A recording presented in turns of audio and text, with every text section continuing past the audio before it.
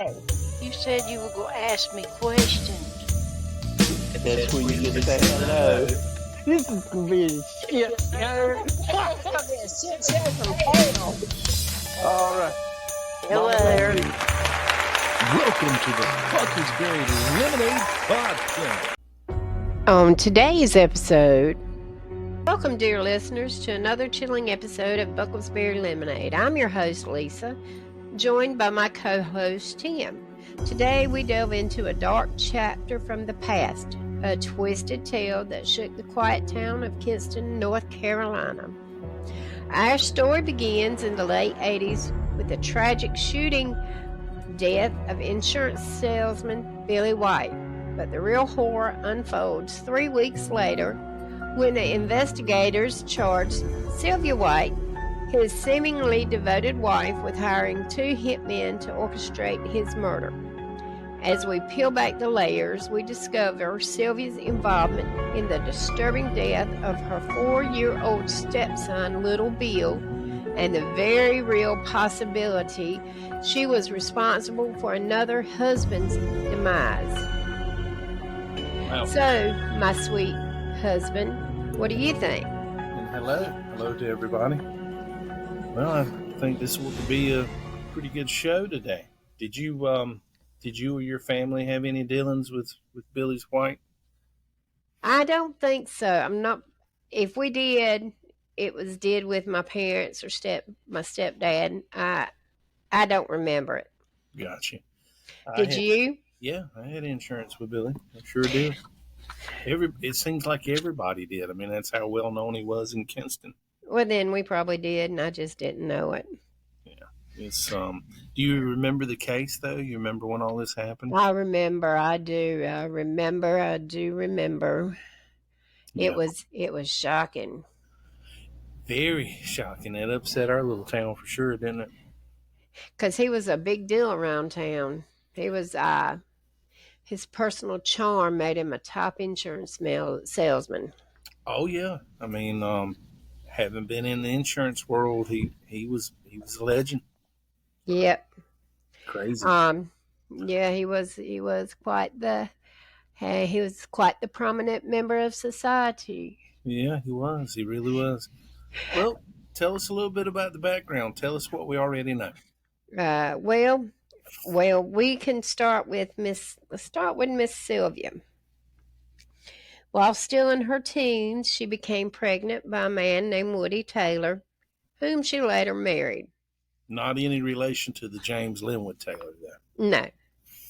They separated after 16 months. In 1959, she married Leslie Ipot, with whom she had 2 boys. The family did well for themselves, but Leslie suffered from chronic health problems, and he sank into depression, and in 1967, he died by supposed suicide from a single gunshot to the side of the head. Mm-mm-mm. And then Sylvia, she met Billy after he divorced his first wife, Annetta Jones, with whom he had 4 children. She suffered from postpartum depression following the birth of their youngest son, Billy C. White II, in 1969, and was later institutionalized according to North Carolina's Sun Journal newspaper. Wow. That's almost like a Brady Bunch right off the bat, isn't it? You're not kidding. So that's seven kids altogether. Yep. And as a single father with 4 children, he was having trouble adjusting to his new family life. But fortunately, Miss energetic neighbor Sylvia Ipot, she lived a few doors down, and she began helping around the house, cooking meals and doing the family's laundry. But of course, that's being from the South, that's what we all did back then. Not now so much, but back then. But it makes you wonder if she didn't have her hooks set. I don't know. So it seems Sylvia became Mrs. White in December of 1971. Yeah. They moved into a bigger house to accommodate their combined family. Billy had 4 kids, Sylvia had 3. Despite the joyous new beginnings, tragedy struck on the afternoon of June 21st, 1973, when Sylvia arrived at the hospital claiming 4-year-old Billy Jr. had swallowed a piece of plastic. His skin, little Billy's skin, it was white, and he was pronounced dead on arrival. And they extracted a large, wadded up piece of plastic from a laundry bag from his throat. The nurses who tended to him later testified there were no torn edges, teeth imprints, or chew marks on the plastic, according to court documents. Yeah, and doing the research, this piece of plastic was roughly about a 10 by 12 inch piece of plastic. Oh my gosh. That is a lot of plastic for a 4-year-old to voluntarily shove into their mouth. I mean, you got to take into fact gag reflex. I realize some people don't have it, but the majority of people do. And, you know, to think that she did this, she killed probably 2 husbands here. But the reality of it is she shoved this plastic down a child's throat. Can you imagine the terror that this child? Yes. Horrible. Yep. And it seems like directly after all this happened, Billy White Sr., he kicked his work into complete overdrive. Yep. And it paid off. But by the early 90s, he was one of the top salesmen at then North Carolina-based insurance company Jefferson Pilot. I worked for Jefferson Pilot. Did you? I did. And according to Greensboro News and Record, he and Sylvia were mainstays of their church and of the Kinston Society. And I have always heard this, whether it's true or not, I do not know. But like I said, I worked for Jefferson Pilot, had my own insurance agency for a while, and the income that was floated around for Billy White is incredible. We had always been told he was roughly around $450,000 a year in residuals based on the business that he had written. And can you imagine for that time period in the 90s? That was a lot of money. That was like millions now. Yeah. They spent 20 years together until his disappearance. Yeah. And that's, as we dive deeper into this and we uncover the insurance policy she was after, man, it's the amount of money that she gave up for this. You understand what I'm trying to say? I know. Why not stay? I mean, think about it. She probably could have got a lot of money divorcing him. I mean, yeah, I think so. But I think a pattern's already been established here. Yeah, especially if she killed her first husband. Yeah, and she's went to jail for the murder of Billy Sr. and little Bill too. So let's break down the setup and how everything looked for the murder. Do you want to go into that, or you want me to do it? I can do that, and then you can do the next part. She's okay. Well, she's crying, very hysterical, and telling me that Billy went to meet a man. I guess she called when she was calling it in. She's crying hysterical, telling me that Billy went to meet a man somewhere out in the county to sell a large insurance policy, and that he had not come home, former Kinston Police Assistant Chief William Speedy Ingram said. Yeah, and the talk that we always heard when dealing with insurance agents is that Billy White would go anywhere at any time, and Sylvia White had actually made this statement too, that he would go anywhere at any time to sell insurance policies. Oh, really? Mm-hmm. Wow, some things you don't do. So it looks like Sylvia told the investigators that Billy had went out the night before to meet a man named Timmy Connors, who wanted to buy a $500,000 life insurance policy. Kinston. Oh, go ahead. I'm sorry. And it looks like the agents in the North Carolina State Bureau of Investigation combined the county and surrounding areas looking for this mystery man, this Timmy Connors, but they couldn't come up with anybody. And I can't calculate it off the head, maybe off the top of my head, maybe an insurance agent's listening to this. But $500,000 back then, the payday on that was huge. Yeah.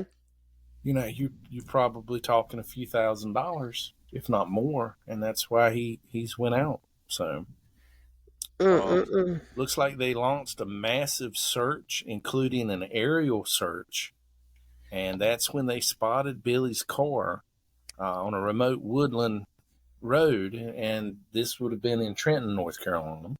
Yep. And you can go from there with what Mr. Ingram said next about seeing Billy. We could see Billy White laying on the ground on his back with a white shirt with a big red spot, an officer stated. You could even tell from the air that something bad had gone wrong. He was dead from 2 gunshot blasts, one to his chest, another to his side. But no shell casings were found at the scene. White's pockets were turned out, and his wedding ring was missing. The circumstances surrounding the shooting death of Billy White in January 1993. But you know something is that, you know, they took his wedding ring, they picked up shell casings. They were thinking through this. You know, they were thinking through this, and they were trying to make it look like it was a robbery gone wrong. Yeah, exactly. But the multiple gunshot wounds, they indicated it was a different motive. Well, they wanted him murdered. Yeah, and that's what Speedy Ingram said that these people wanted to murder Billy White. I mean, that becomes pretty obvious at this point, you know. Oh, and then the investigators during the inquiry, when they discovered that Miss White had been having an affair for more than a year with a man named James. Yeah, isn't it funny that one of the hitmen, James Linwood Taylor? Yep. Mm-hmm. Yep. So it's rumored that she was having this affair, that they had checked into a Raleigh hotel together the day of her husband's murder and stayed there from noon to 2. And I wonder if that's just not setting the stage so that she has a second alibi. Because the other alibi is she supposedly went out to eat dinner with a friend and that checked out. So yeah. But it seems that when James was confronted, that's what I was laughing about. He immediately came clean, and he spilled everything on Sylvia White. He didn't wait. He couldn't stand it. He shouldn't have done it. He should have went to the police before. Well, it says she was brought in for questioning, and she claims she was at a cosmetic seminar, you know, like a Mary Kay or Avon. I'm pretty sure for that time frame that would have been a Mary Kay probably convention. Yeah. And he stops by to see her and then leaves to go on this. And you know, if you think about the way things are, you know, we've lived around here all our lives. He stopped in, spoke to her, left, went to Trenton, and that was it. Yep. So that was it. And but she again stated she had dinner with a friend. The investigators were able to confirm that, and she never admitted to having an affair with James, and so they have no evidence connecting her at this point to her husband's murder. So it looks like they hit a standstill, and they did a tip line for anyone who had information about the murder. And Billy's friends in the local business community where they all chipped in to offer reward money. Why wouldn't they? Of course. They could do it. Yeah. And then what happened on February 6th? Got their first big break when an anonymous tipster called in. He said, I remember going to a party and this long-haired guy asked me if I knew anyone that might kill somebody for him. Smith said. He said, I was shocked. The informant said it had been about 2 months since the party, but he recently ran into the long-haired man again. When they were chatting, the man admitted to killing Billy. The informant didn't know the man's name, but he said he was a local construction worker. The authorities eventually tracked down the man fitting his description. His name? Whoa! What James was his name? Linwood Taylor. And he was no stranger to authorities. And I have to say, he was no stranger to me either. I actually knew him. Did you? We called him Linwood. If you remember, at the time you lived down the street from a balloon shop. Uh-huh. He was constantly in there buying balloons, sending them to one woman or another. Oh, really? Yeah, he liked the women folk. Oh, so he was close. But you know, when this all came out, this was a shock. Because this, you know, you and I did one podcast where we talked about serial killers and we talked about murderers and the possibility in your lifetime. And you were that close to him. Yeah, I actually have had many conversations with this man. And granted, you know, I'm only 19, 20, 21, 22 years old, somewhere around there. I must not have been a good judge of character because you would have never convinced me. He would have been one. Yeah, never. But I guess, you know, that's the way he is. But he was tall, big, thick, mustache, long hair, thin, very quiet. But he did like women. He was a womanizer. I'm trying to think. The name kind of sounds familiar, but I'm not sure if it's just from this or. Well, you know what? You may have met him too. You never know because he was all over everywhere. I mean, he was known around town. He was a handyman. He would do things for a buck. Obviously, Well, not like that. No. I'm saying we didn't go to school with him or anything, did it? Oh no, he's in his 70s now. Oh, okay. He would have been. Well, I didn't. He died by execution. No, that would have been his uncle. That's the Bayston fellow that was okay. Yeah, by lethal injection. Got you. Okay, I got him wrong then. So it's the informant made a comment, the guy that called the tip line. He said about 2 months since the party, he ran into the long-haired man again. And Linwood Taylor had long hair, down to his waist. Oh, God. Always pulled back in a ponytail. And he made the comment as they were chatting, the man admitted to killing Billy.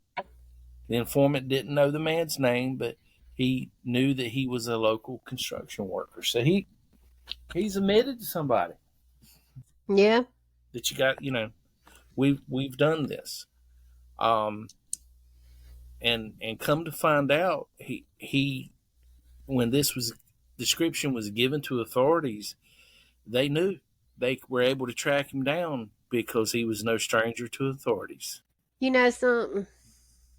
I have learned one thing from watching all the ID channels I watch. You never admit anything to anybody. He did, though. I know, but you don't. Wow. Well, Linwood was a little bit of a talker. But it says here he was no stranger to authorities, what we'd written out. He had been operating as an informant in drug buys to the Lenoir County Law Enforcement Agency. So that's kind of interesting. Yeah, that is. You wouldn't think he would have wanted to do that. So it seems that then he heard the police wanted to talk to him, and he came in on his own volition. And although he claimed to initially have no involvement in the murder, he ultimately confessed following an 8-hour interrogation. Uh, So Taylor told investigators Sylvia had offered him 20 grand and a van to murder her husband because she was having an affair and wanted to cash in his life insurance policy, valued at as much as $200,000. And Taylor recruited his uncle, Ernest West Baisden, as the trigger man for the sum of $300. oh my goodness. Now I know. So he's going to get 20. His uncle was going to get $300. $300 takes somebody's life. Nope. $300. Mm-hmm.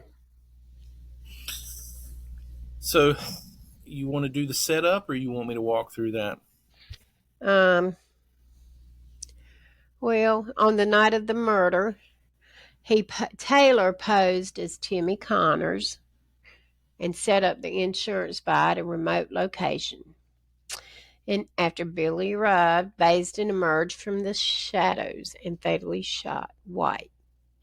Like his nephew, Baisden turned himself in and made a full confession. You know something, though? The graphic part about this, now these guys, they've called, they've set all this up, they've planned this out. Because see, when Mr. Billy White got there, Linwood exited the van pretending to be Timmy Connors. Mm-hmm. Baisden, his uncle, Ernest Baisden, gets out, reaches down on the ground because they have already put the shotgun down on the ground. Okay? Yeah. Fires it, shooting him. Billy White lands face down in the dirt. Oh. They then roll him over, and Baisden fires again. So, I mean, at any point, was there any conversation that this is not a good idea? We need to notify the authorities. No, I know. And as far as Linwood Taylor, I did say I had met the guy, knew the guy. You know, I didn't ever hang out with him or anything like that. It was a transaction. He would come in the florist. But I'd already told you that he would constantly send balloons here and there to this woman and that woman. Yeah. He's got a way of persuasion about it. Yeah. So $20,000 is what he's going to get paid, which is a lot of money now. It's a lot of money in 1993. It was a lot more then. Yeah. He's really stiffing his uncle. His uncle is in a financial bind. He's been approached once to do this. He turned it down. He got approached again, decided to go through with it for $300. So and that takes a lot of planning, premeditated, some silver tongue work. And do you realize that when he confessed, Smith said he had a real poker face. He never broke down when I spoke with him. He was like, "Yeah, I did it. I did it for the money." And it said that Miss Sylvia was taken into custody on February 13th, 1992, and charged with murder. Despite being confronted with Taylor's allegations, she has maintained her innocence. Well, let's talk a little bit about Sylvia's past. Okay. We know she had a child at an early age as a teenager. Yes, let's do that because I did skip over something. Okay. So we know that she had it rough growing up. We know that she ended up. Her parents died at early age. We know she was in foster home. Yep, she was in an orphanage, and she was hyperactive.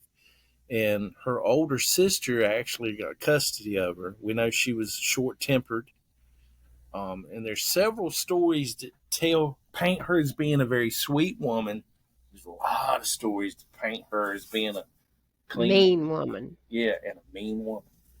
So, makes you wonder, but we know that she grew up, so she probably grew up in a sense of lack, and I wonder if Billy White represented the whole package, the promised land. I'm wondering that. I think sometimes that could be it. Yeah, because her And mom died when she was 5. So, and Woody Taylor. Go ahead. I'm sorry. No, you go ahead first. I'm sorry. No, go ahead. I was just going to say she got all of that, but it still didn't make her happy. Yeah. Well, her first husband, Woody Taylor, they separated after 16 months, and I imagine a lot of that was being teenagers. Yeah. But he made the comment, he said he always felt like she had a problem and that she never learned to love. She didn't have the mama bonding, mama whatever. Her mom died when she was 5. Yeah. So you think about it, she doesn't have those learning skills or social skills to cope, Yeah. And then she meets a man with a lot of money. She's not happy about how things are going. She has an affair. She starts plotting what she can do with all this money. Then one of the hitmen is a silver-tongued devil who can convince you to do things. And here we are. Wow. Yeah. Yeah. He said she never learned to love. So in 1959, long after, a little while later, after Woody Taylor and her dissolved their marriage in 1959, she married Leslie Ipock, and she'd had 2 boys with him. But they seemed happy. I thought. I mean, I know he was the one that he was depressed. Mm-hmm. He was depressed, suffered from chronic health problems. 1967, he supposedly died from a single gunshot wound to the side of his head. And this was something that I found eerie. Leslie, awfully, I'll get it out in a minute, often wanted Sylvia close by him. But for some reason, she decided to sleep in another room the night of his passing and claimed to have never heard the gunshot. So, did she get away with murder on that one? She probably did. And there's not a lot to go on from then. I mean, from 1967. Did he have an insurance policy on himself? We don't know. I don't know. That's just kind of strange. And in doing the research, the poison attempt? Yeah, I don't know. Maybe she did. Yeah, according, listeners, to some of the research we dug up, she had checked out books at the library. She had also purchased books that she had at home, marking on the pages, dog-earing the pages, things like that. What plants that were native to North Carolina that could act as a fast-acting poison in somebody's system. So she planning on killing somebody. Mm-hmm. Wow. That's just crazy. It's crazy what goes through people's minds. Yeah. So, she'd underline things on the books and pages. So she was planning on doing something. Yeah. So and if she hadn't been caught, who knows what else she would have done. Exactly. So let's fast forward to 1993 and tell us what happened then. We know that she was arrested and taken in custody February 13th, 1992, and charged with murder. But Taylor's confession, Mm-hmm. also, it did something else. Yep. It implicated her in a second murder, that of her stepson, Billy Jr., almost 20 years earlier. He told police that while she was trying to recruit him to murder her husband, she said, "It's not that hard to do. I had a stepchild. I put a bag over it until it stopped breathing." Notice how she worded that? That's exactly how she worded it.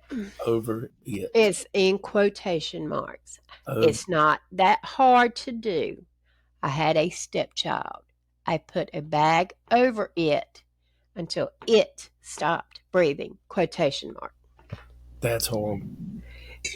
Investigators spoke to Billy's children, who said that their baby brother feared their stepmother and that they had wondered if she was involved in his death. Come to find out, little Bill was afraid of her. He didn't want to be alone with her. And if he was faced with the fact of being alone with her, he would cry and say, I don't want to be around Mama, or don't tell Mama. Mm-hmm. But that's heartbreaking. That is very. And when little Billy's body was exhumed, it showed other evidence of physical abuse. They found a 4-inch crack in the skull.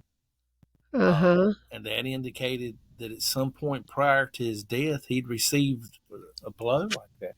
I mean, that's a little 4-year-old kid. That's a deep concussion. I mean, that's a serious concussion. North Carolina State's chief medical examiner, John Butts, reviewed his death and found it would have been physically impossible for him to swallow that piece of plastic found inside his throat. Yeah. Well, we talked about it at the beginning of the show. Mm-hmm. I mean, a 10 by 12 piece of plastic.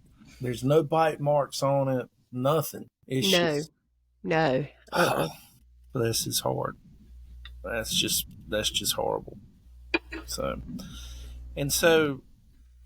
then she gets charged with that. So she goes to prison. Yes. She's found guilty of first-degree murder, sentenced to life in prison. And rather than risk getting the death penalty, she pled guilty to second-degree murder. In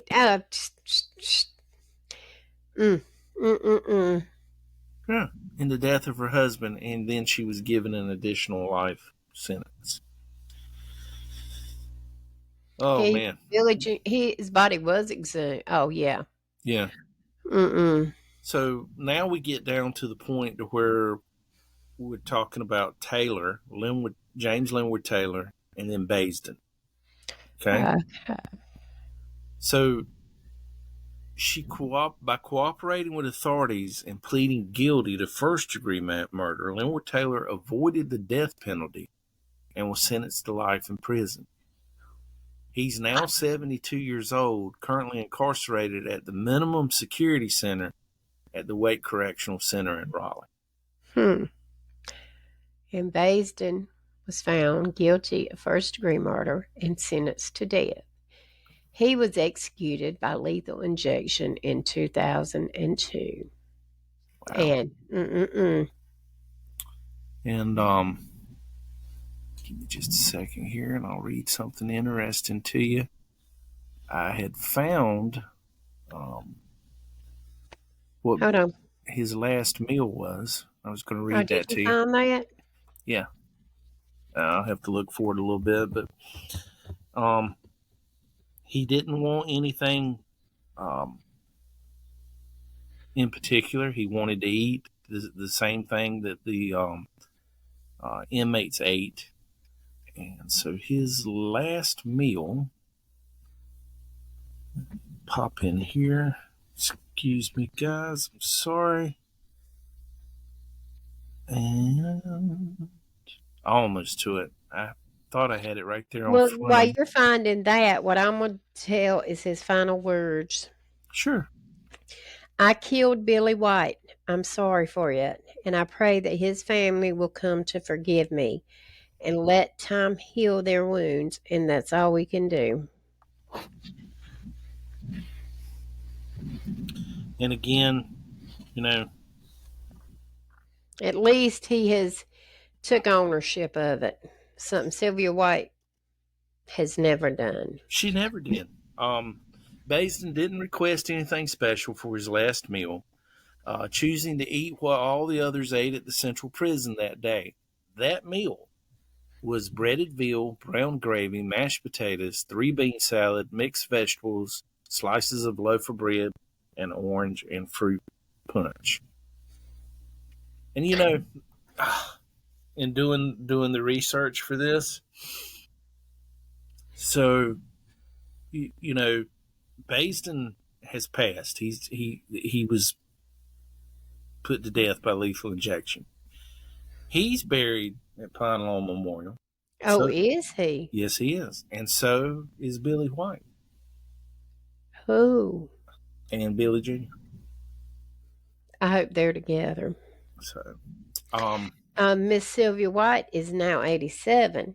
yeah, And believe it or not, I can't believe it, but on December 2nd, 2022, despite her guilty plea, she continues to maintain her innocence, and Yeah. she was released.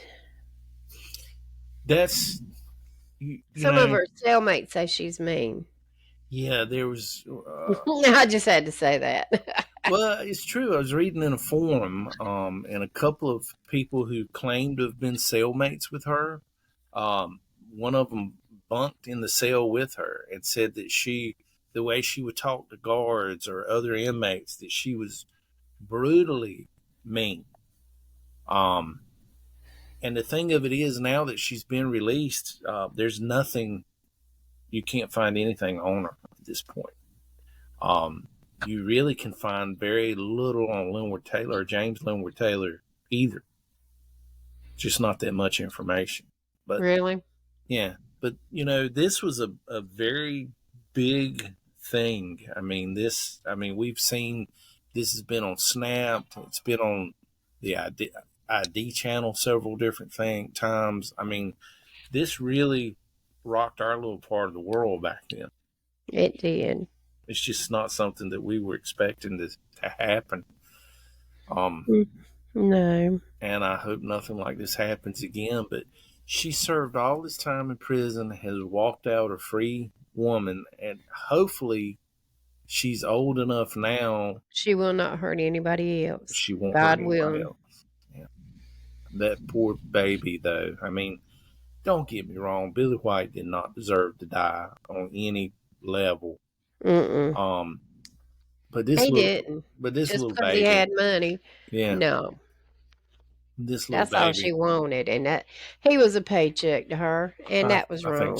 I think so. I think he was definitely he was a means to an end to her, and but everybody that knew Billy White, I've never over the years heard anybody ever say anything bad about him. He was always such a nice guy, such a sweet person, kind person. That is how he got his sales. And that's how he got to where he was. And part of her allure, according to James Linwood Taylor, is that she claimed that Sylvia White claimed that Billy White was beating her, and there's never been any record of that. Nothing that could ever be found to see where that has happened. So just makes you wonder. Well, guys, I know this was a quick podcast today. We'd been working on this for a while. We've just had to get through a few things in our personal life, but we wanted to get this out here for y'all today. And Lisa, why don't you tell them about our new website? Oh, check us out at www.bucklesberry.com. Please do. Sooner or later, we're going to have some merch up there. Exactly. Well, guys, thank you so much for listening today. Lisa, you want to take us on out and we'll call it a night? Yes, I shall. We can just do it and do it and do it. And I sure hope y'all stay safe. And don't forget to find the missing. Have a great night. All right, guys. Take care. Till next time.